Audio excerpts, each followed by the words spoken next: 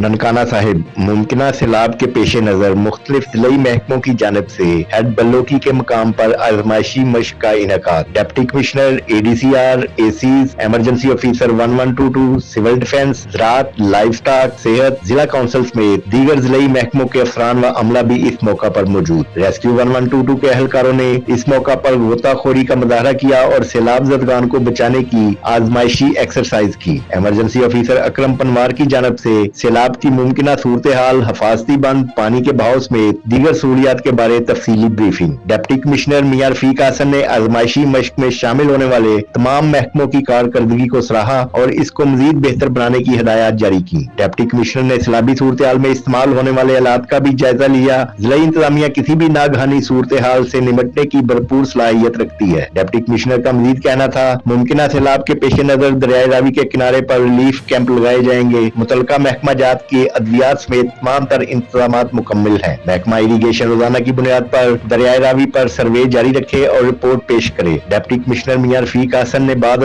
Head बल्लोकी और मसनूई जंगल का भी दौरा किया।